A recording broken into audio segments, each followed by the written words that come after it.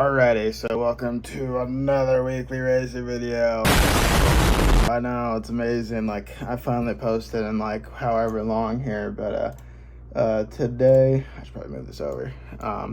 Today we will be talking about 2025 season, 2025 recap.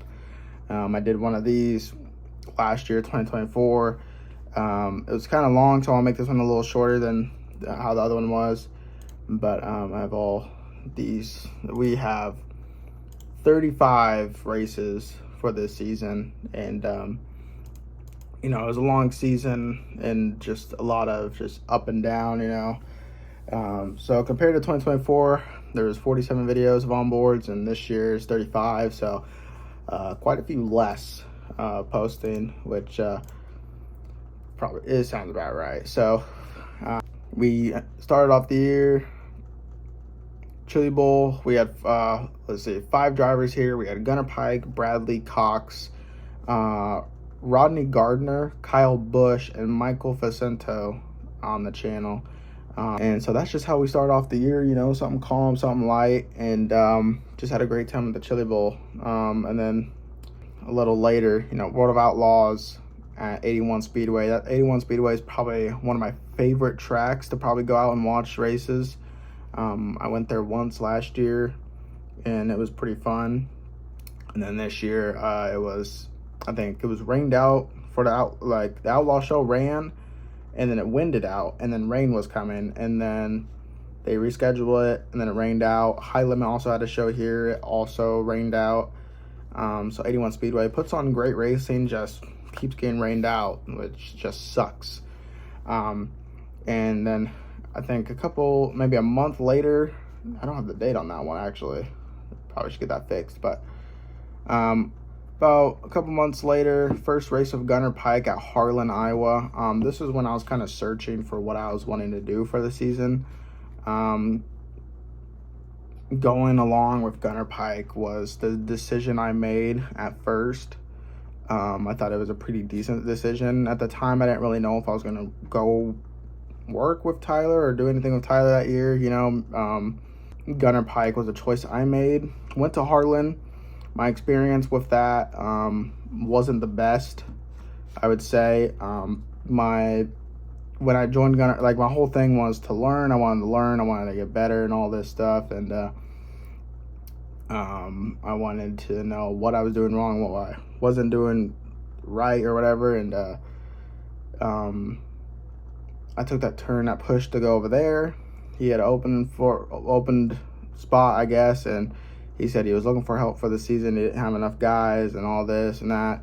Then we went to Harlan. There was 8 people there all helping on the car, and I got yelled at for not giving paper towels. So that's how that whole thing went. And then I was supposed to go to, I think the next week, it says Tyler Juki's first race of the season. It was the Eagle spring race, which was really fun. But I was supposed to be at Knoxville that weekend, and it didn't. What happened? It rained out is what happened. Yeah, that's what happened. It rained out the whole track. I think they had rain that morning or the day before. It was cloudy, dark. The track was completely wet, unraceable completely. No sun at all both nights, and they just rained out the whole weekend. And so I chugged my way over to back to Nebraska to Eagle, and I remember messaging Gunnar. I'm like, I'm gonna go race with Tyler this weekend, and the whole purpose of that was to see how many guys he had over there, and I just wanted to go work with Tyler, because I was kind of used to that crowd, and I know me and Tyler kind of talked about the future of the season, and at that point, after that weekend, me and him talked about it. And the next night I went to Stewart, and that was the Melbourne Bank race, and I actually didn't get any footage from that night because something went down in the parking lot with me. My car was actually blocking someone from getting out, which I did not mean to happen at all. those people made a whole problem about it and called the police on me because I didn't move my car, but I did move my car. And then they wanted to get physical with me, and I didn't take, I want to say I took action, but I was going to defend myself whether they were or not. So there's only one of me, and there was like three of them. So incident went down there, and it was literally a night I probably shouldn't have went to at all. So after that, I think that's where me and Gunner kind of split ways. I messaged him one night, and he didn't I think he messaged me back or something. And I always try to get in the shop. I always try to help. I wanted to learn, dude. Like I wanted to get better, and I wasn't able to do that because I wasn't getting shop time. I wasn't getting really taught a whole lot. I think Gunner probably had a higher expectation for me. I think that's probably what it was. I don't think anybody else around there really liked me. I want to be careful with what I say, but it was just a tough crowd, I guess I should say.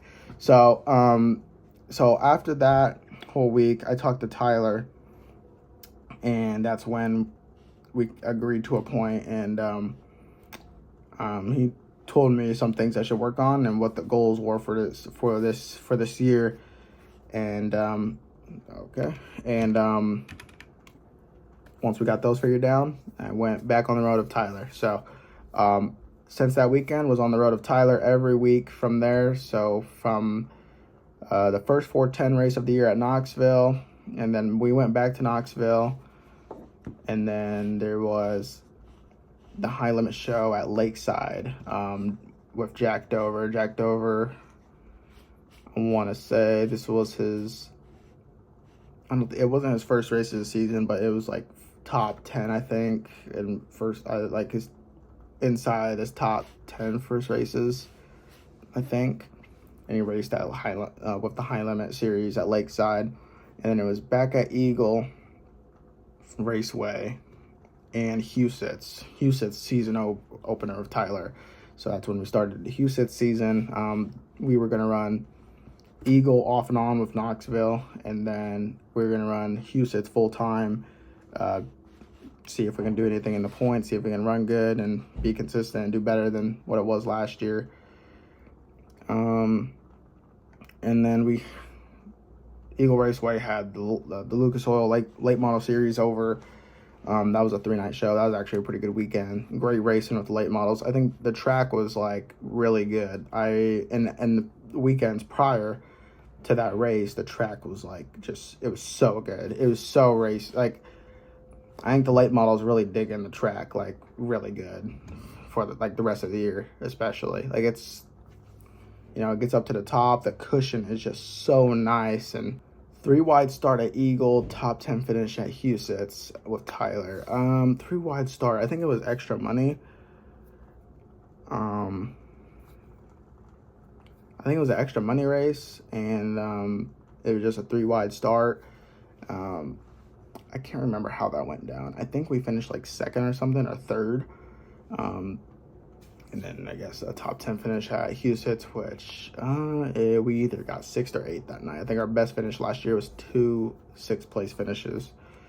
The next week was, Scott Bagucki, I can never say that right. He had a run up with the Power I Series at US 36, where he started on first row outside. He had a really good night there that night, qualified good. He ran his heat race perfectly and set himself up on the front row, and then he got in contact with another driver, and it was just a huge flip. It's a quick 6-minute video. Just a huge wreck. It was a really bad wreck. I had to wait a little bit to post this to make sure he was okay to even post this. So it was kind of a scary wreck. It was right off the rip. They just both went down in, and Scotty right here, and he just went down, and they just both went over. And US 36. So it was off of turn 3 and 4, and there's no wall over there. It's just straight boom. So the car, his car didn't go over the wall, over the hill, I don't think, but the other car did. But it didn't go that far, so that's good. Austin McCarr was also there. He got a top 3 finish. He got second. There was lap traffic came in to factor during that race. I think, who was it? I think it was Martin that won that race, and he won it by, I want to say it was a large margin, but I want to say it was like probably a good margin of it, a half a second maybe. But yeah, Austin McCarl second on that night. Then take it back to Tyler Drucke at Eagle in Houston. It's another weekly action show, just going back to Eagle running there. I guess also Jack Dover, hard charger spot, up 10 spots at Houston. I think I remember this night. I want to say, hard charger plus 13 spots. Holy. And a top 10 finish at Houston. I want to say he started 20th or something in this race and finished like 7th. But I don't know how truthful that is. All right, let me look here. He finished 8th. So, I mean, just a really good race. It ended with a red right here. I don't remember too much of it. So, me saying it's a really good race. It looks like it's pretty slick through here. Very top dominant. Maybe it went to the bottom. Yeah, missed a wreck right there. Holy. Looks like there was a lot of cautions in this thing. So, yeah, so 8th place for Jack Dover in Houston's race. And then the next week, another Houston's night with Tyler. This was 6-1, so June 1st. Just a regular season night, nothing too special. The next week after that is when I start going to a lot more. This is when I start a lot more high limit outlaw shows. So Justin Peck at Red Cedar Speedway up in Wisconsin. I liked the track. It wasn't too bad. It was pretty big. It kind of reminded me of I-80, just not too. It was very narrow, but very high banked. It was pretty cool. Kind of like a Williams Grove. It wasn't that big, but it was pretty big. Really fast speedway. And then Justin Peck at 141 Speedway. I think that's the feature where Peck, I think, finished like 6th or something.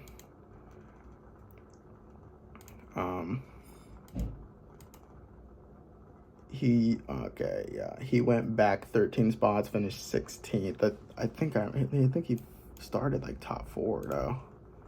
Yeah, he started 3rd, so obviously I don't know, it's a very dusty track at 141.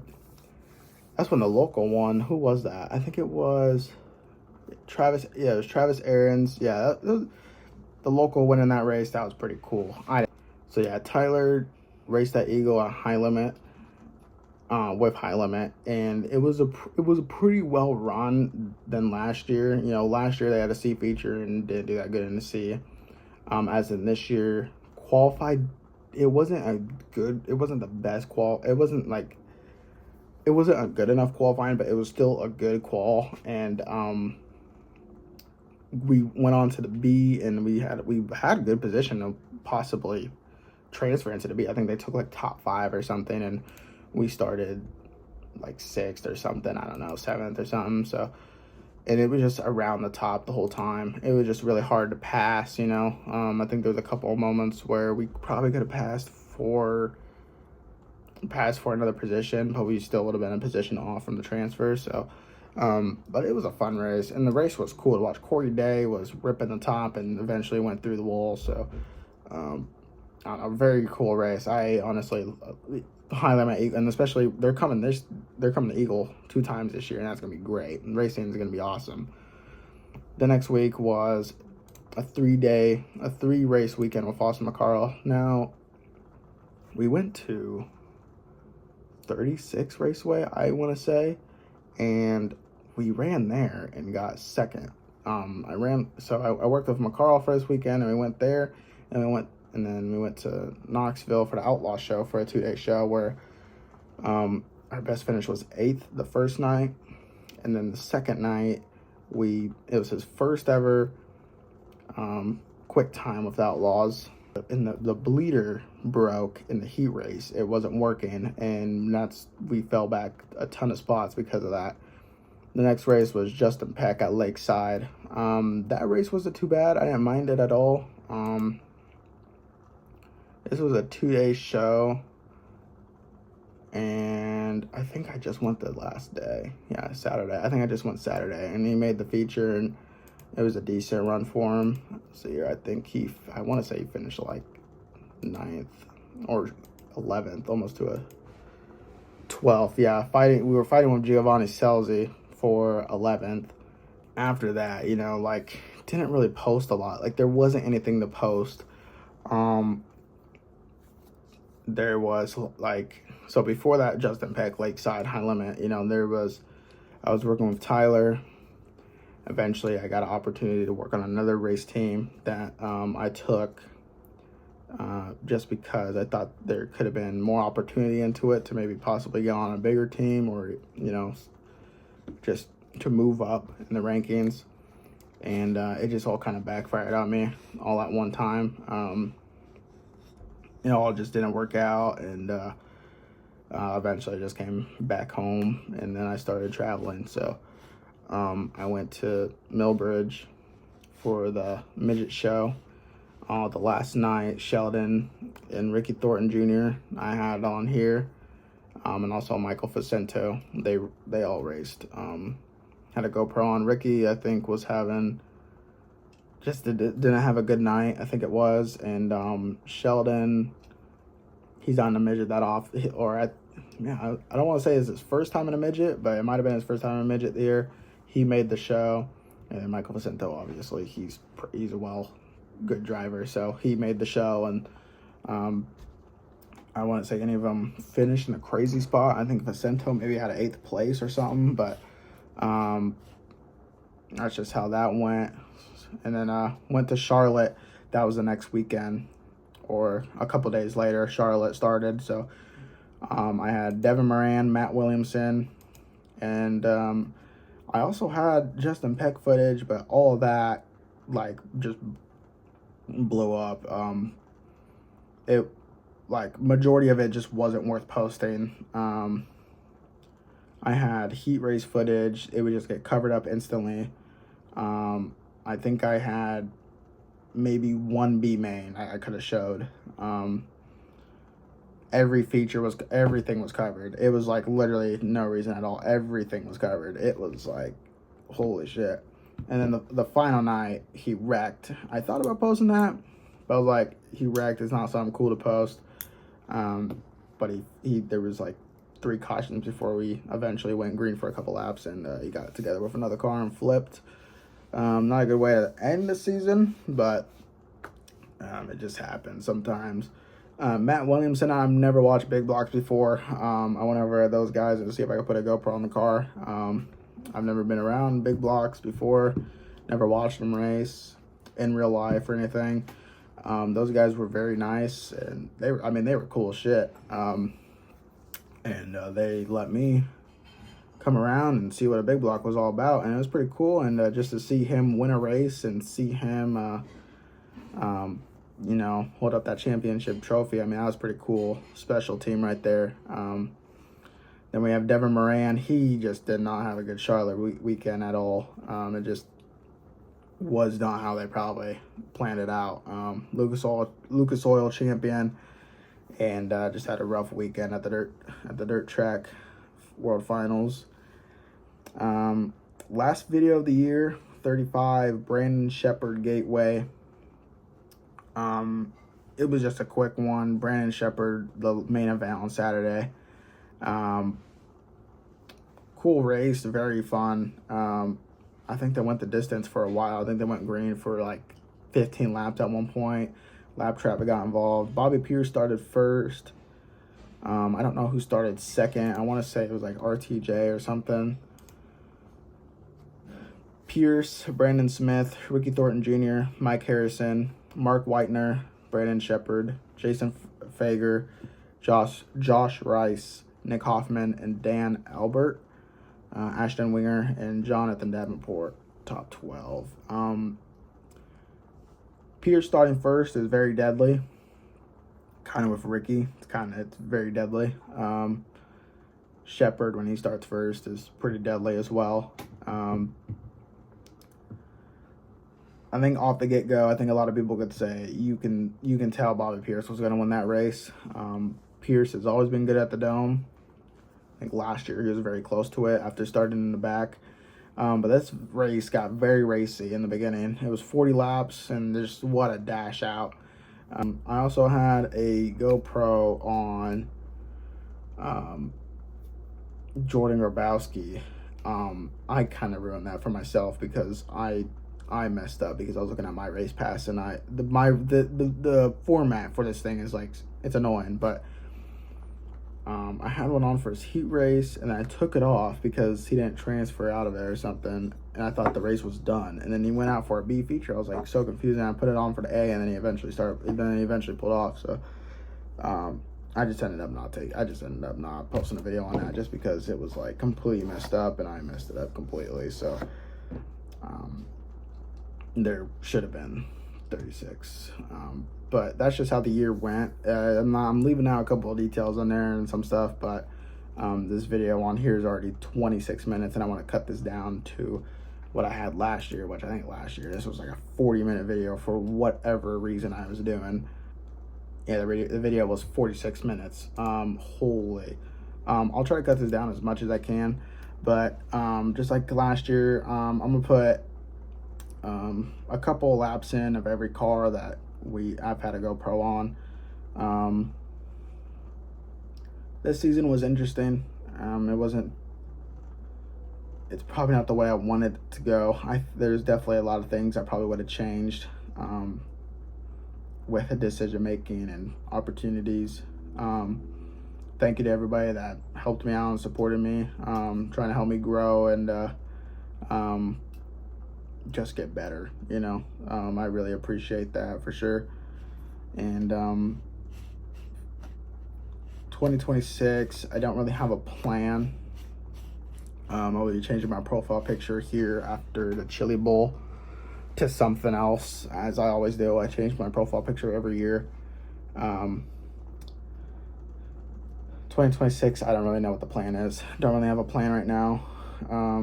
I think about 2027, and if this channel will go any further than that, and I can probably say this might be the last year of me posting on this channel. Maybe like posting a lot and doing like weekly videos and stuff.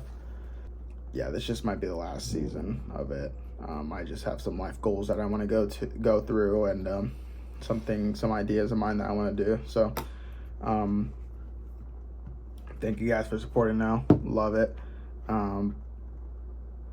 There's a lot of stuff going on in the world right now. I'm going through some stuff too, but we all get through it. We all get past it. We all grow. We all move on, you know. We all just move on and grow, continue to learn, continue to listen, and continue to take the opportunities that are given to us and stick with them and learn off of them, and to build bonds with people that are good for you and good for your future. People that will teach you stuff, you know, in life. But yeah, I'm gonna get this thing edited. I'm on my way to the Chili Bowl in probably a couple of hours, and on 2026, the season.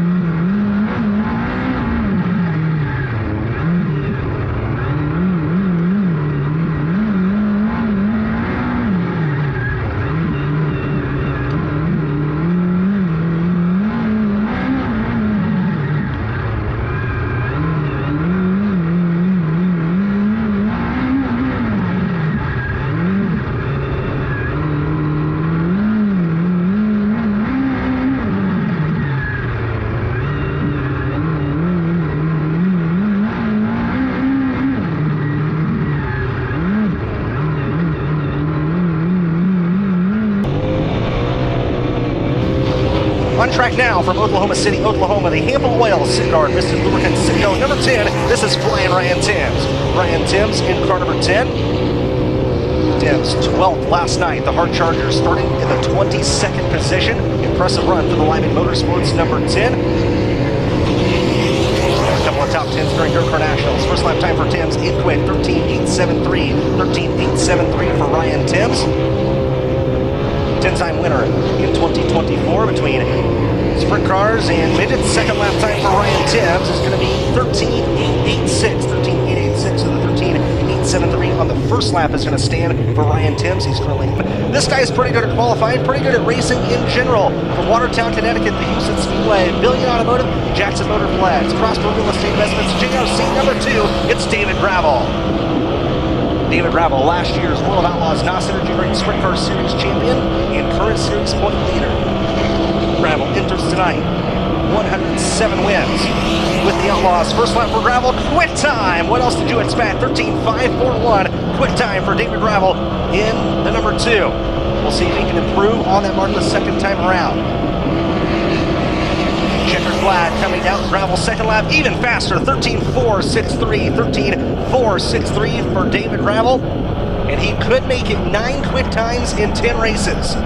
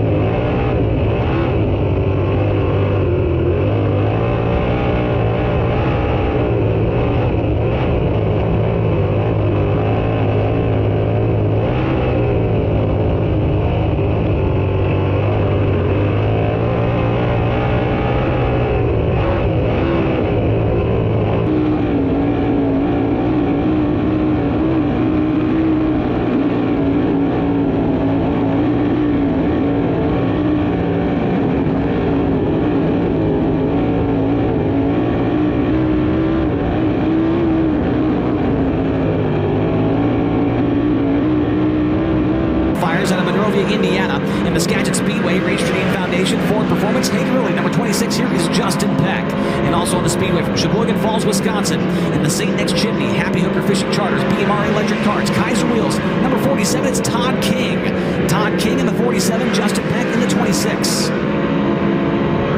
Justin Peck, fresh off his second win of the year at Butler on Saturday. Lap 1 for him is going to be second quick. It's actually identical to Dason Pursley, 12.732. Lap 1 for Todd King. He'll be a 13.512, 13.512. Peck's second lap needs to be better than Pursley's. If he wants to take over top spot, he will not do it. It's a 12.930 on lap 2, so he stays second overall.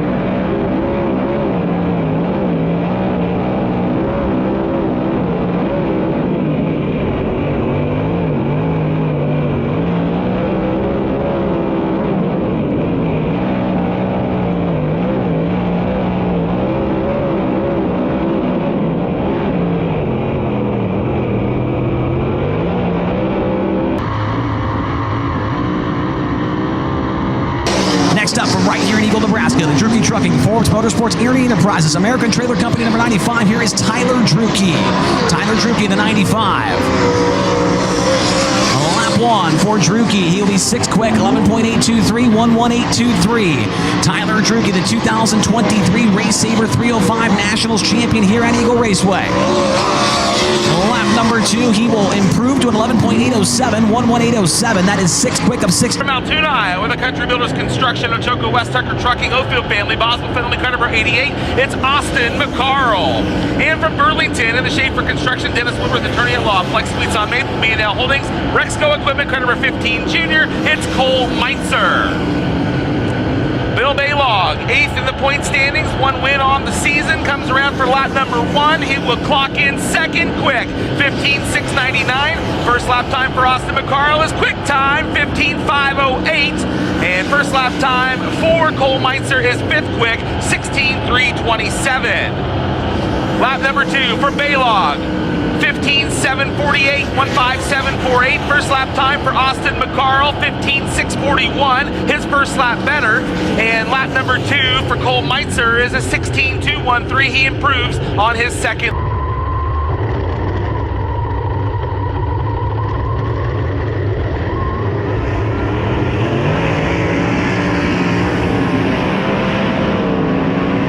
Leading off in Flight B from Monrovia, Indiana, driving the Skagit Speedway Race Training Foundation, Ford Performance, Hager Realty, Reading Management, number 26. Here is Justin Peck, and he's joined on the track by the driver from St. Mary's, New South Wales, Australia. The Iowa Barnstormers, Dumont Industrial Products, Jersey Freeze, Landis, number 2KS. It's Ian Madsen. Ian Madsen in the 2KS, Justin Peck in the 26. And they are right up next to the wall on entry to turn 3. It is fun to watch. Lap 1 for Peck, 14.623, 14.623. Lap 1 for Ian Madsen, 14.763, 14.763. Justin Peck, can he make up some time here on lap number 2? The answer is yes, 14.601, 14.601.